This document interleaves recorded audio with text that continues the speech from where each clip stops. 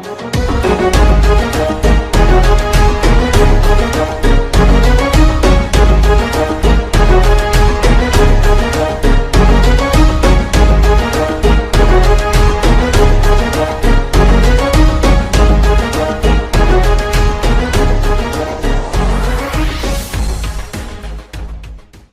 เคครับยินดีต้อนรับเข้าสู่ชิลิชแนลนะครับผมอยู่กับเกม One Piece Bounty Rush กันอีกแล้วนะครับผม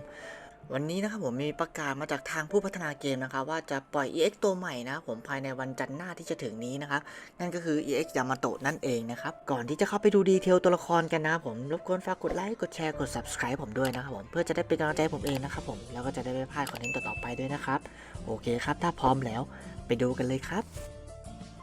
Extreme Legendary Character นะครับผมไคโดซันยามาโตะครับผมมาถึงแล้วนะฮะ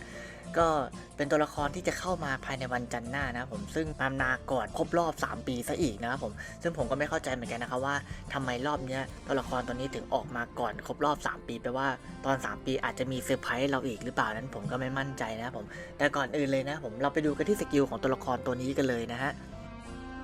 สกิลที่1นะครับผม Thunder Bagua นะครับผมมันก็คือสกิลที่ชาร์จนะครับผมการกดปุ่มสกิลค้างไว้นะจนกว่าจะสกิลจะชาร์จสำเร็จแล้วมันจะปล่อยไปเองนะครับผมแต่สามารถใช้ในกรณีที่ชาร์จไม่สำเร็จก็ได้เหมือนกันนะครับผมความแรงในการโจมตีก็จะแตกต่างกันออกไปนะครับผมซึ่งจากที่ข้อมูลบอกมานะครับผมมันบอกว่าถ้าชาร์จไม่สำเร็จก็จะเป็นการโจมตีระยะไกลเหมือนเดิมนะครับผมทำดาเมจได้รุนแรงพอสมควรนะครับผมแต่ถ้าชาร์จสำเร็จนั้นจะเพิ่ม Attack ให้ตัวเองด้วยนะครับผมแล้วก็มีผล Knockback นะครับผม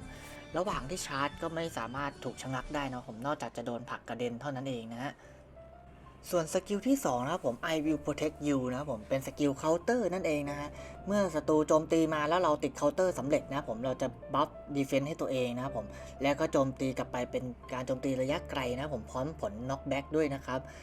แล้วดาเมจเนี่ยจะแรงขึ้นด้วยนะครับถ้าเกิดเราเลือดน้อยนะครับผมแต่ถ้าเคาน์เตอร์ไม่สำเร็จนะครับผมก็ยังจะโจมตีศัตรูในระยะไกลเหมือนเดิมนะครับผมแล้วก็ดาเมจยังขึ้นอยู่กับจำนวนเลือดของเราที่เหลืออยู่ด้วยนะครับจะแรงขึ้นหรือจะเบาลงนั้นขึ้นอยู่กับเลือดที่เราเหลืออยู่นะแต่มันไม่ได้บอกว่าเท่าไหร่นะครับผมแต่อาจจะไม่มีผล knockback นะครับผมระหว่างที่ใช้เนี่ยจะเป็นอมตะนะครับผมน่าจะเหมือนสกิลหนวดดำนะครับอันต่อไปก็คือ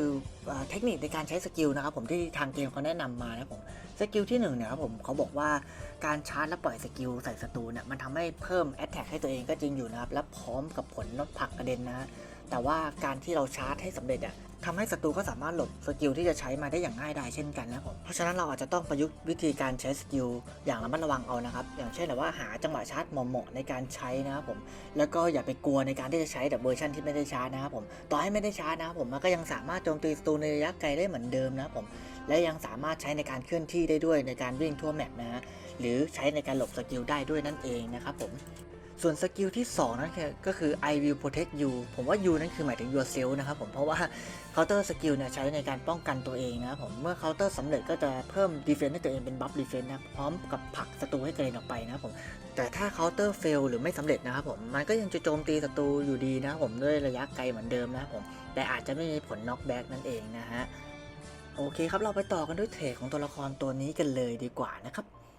มาดูกันที่เทรดของตัวละครนะครับผมเทรดตัวละครตัวนี้ค่อนข้างคุ้นหูคุ้นตากันดีอยู่แล้วนะครับผมซึ่งมันเป็นอันเดียวกันกับของปีที่แล้วเลยนะผมตัวละครสีเขียวสายวิ่งนะผมเหมือนโอเด้งเลยนะฮะก็คือระหว่างที่จับธงนะครับผมต่อให้เลือดเหลือ1ก็จะไม่ถูก KO นะครับผมแล้วระหว่างที่เรากำลังดึงธงอยู่ก็จะไม่ติดชะงักหรือว่าทำให้ล้มนะครับผมนอกจากจะโดนสกิลอื่นพวกน็อกแบ็กหรืออะไรก็แล้วแต่ที่มันทำให้การขยับตัวไม่ได้อะไรอย่างเงี้ยระหว่างที่ชาร์จสกิลที่1ด้วยนะครับผมจากที่เราจะโดนทำให้ล้มน่ะกลายเป็นแค่ชะงักแทนแล้วก็ป้องกันสถานะและเอฟเฟกต์ต่างๆที่จะติดจากศัตรูนะครับผมพวกไฟไหม้หรือว่าอินซิเนเรตจากอาคายนุก็ป้องกันหมดเลยนะครับผมระหว่างที่ชาร์จนะฮะเทรดที่1นะครับผมเมื่อ HP มากกว่า 70% นะครับผมจะดึงธงเร็วขึ้น 50% นะครับผมแล้วก็ถ้าได้รับดาเมจที่เป็นเปอร์เซ็นต์เลือดนะครับนั่นรวมถึงสเตตัสเอฟเฟกต์ต่างๆที่เกิดจากศัตรูด้วยเช่นไฟเผาหรือว่าติดพิษนะครับผมเด้งได้คืน 6% นะครับผมอันนี้น่าจะเอามาแก้ทางอาคารนะฮะเมื่อทีมเรามีธงมากกว่านะผมคูลดาวน์สกิล2จะเร็วขึ้น 50% นะครับผมพร้อมกับเพิ่มดาเมจอีก 30% เลยนะครับส่วนเทรดที่2นะผมหลังจากที่ได้รับดาเมจที่แรงกว่า 50% ของแม็กเลือดนะครับผมจะลดดาเมจที่ได้รับลง 30% นะครับผมแล้วก็ถ้าเกิด HP มากกว่า 70% นะครับผมลดดาเมจที่ได้รับลง 30% นะครับผมแล้วก็ลดดาเมจที่ได้รับจาก Attacker ลงอีก 20% เลยนะครับผมคล้ายๆของโอเดนเลยนะฮะแล้วก็เมื่อจับธงอยู่นะครับผมดึงธงสำเร็จนะฮะ ก็จะได้ HP เด้งคืน 30% แล้วก็ลดคูลดาวน์สกิล 2 ลงอีก 20% เลยนะครับผมสกิล 2 คือสกิลเคาน์เตอร์นะครับผมแล้วอันนี้ก็คือ Character Play Style ของทางเกมที่เขาประกาศออกมาให้เราได้รับรู้นะครับผมเป็นทริคเล็กๆน้อยๆมั้งครับผมก็คือยามาโตะนะคือตัวละครสายวิ่งนะครับผมหลักๆก็คือหน้าที่ก็คือทำตามสายวิ่งทั่วไปก็คือการดึงธงนั่นเองนะครับผมแต่เทรดตัวละครนั้นมันดีกว่าโอเด้งตรงที่ว่าโอเด้งนะครับผมถ้าเลือดเหลือ1เนี่ยศัตรูที่อยู่ในธงจะตีมันไม่ตายถูกไหมครับแต่ยามาโตะเนี่ยไม่เกี่ยวว่าต้องอยู่ในธงนะครับผมอยู่นอกธงก็ตีไม่ตายนะครับผมจะทำให้หยุดจากการดึงธงได้จะต้องผลักกระเด็นเท่านั้นนะครับไม่ก็ต้องใช้สกิลที่มันเป็นแบบว่าทำให้มันไม่สามารถเคลื่อนไหวได้อย่างเช่นผลสั่นไหวอะไรอย่างเงี้ย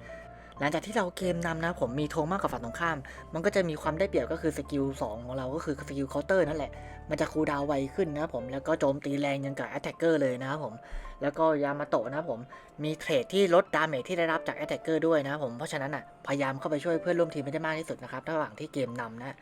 เอาตัวเข้าไปรับดาเมจแทนเพื่อนก็ได้นะผมเพราะว่ามันสามารถสู้กับแอตแทกเกอร์ได้อย่างสบายเลยนะครับผมแล้วก็ดามาโตะเนี่ยยังมีเทรดที่ในการเพิ่มดาเมจให้ตัวเองด้วยนะครับผมยิ่ง HP ต่ำเท่าไหร่นะครับยิ่งใช้สกิลแรงนะครับผมแล้วก็เมื่อ HP ต่ำนะผมเราก็จะมี Counter Attack ที่ในการป้องกันตัวเองนะผมเป็นอมตะในระดับหนึ่งแล้วก็แถมพร้อมกับสามารถโจมตีเคาน์เตอร์สวนกลับไปด้วยความรุนแรงพอสมควรที่จะทำให้ศัตรูนั้นน่าจะหายไปเลยนะครับผมโอเคครับก็จบไปเป็นที่เรียบร้อยแล้วครับผมเกี่ยวกับตัวละครดีเทลของยามาโตะนะครับผมก็ถ้าผมผิดพลาดประการใดก็ต้องขออภัยมาณที่นี้ด้วยนะครับผมส่วนใครที่มีความคิดเห็นที่แตกต่างไปจากนี้ก็สามารถพูดคุยกันใต้คลิปได้เลยนะครับผมแต่ก่อนจากกันไปนะผมรบกวนนิดนึงนะครับผมรบกวนฝากกดไลค์กดแชร์กด Subscribe ผมด้วยนะครับผมจะได้เป็นกำลังใจให้ผมเองนะครับผมแล้วก็จะได้ไม่พลาดคอนเทนต์ต่อๆไปด้วยนะครับส่วนวันนี้ผมก็ต้องขอตัวลาไปก่อนนะครับผมแล้วเจอกันคลิปต่อไปครับเจอกัน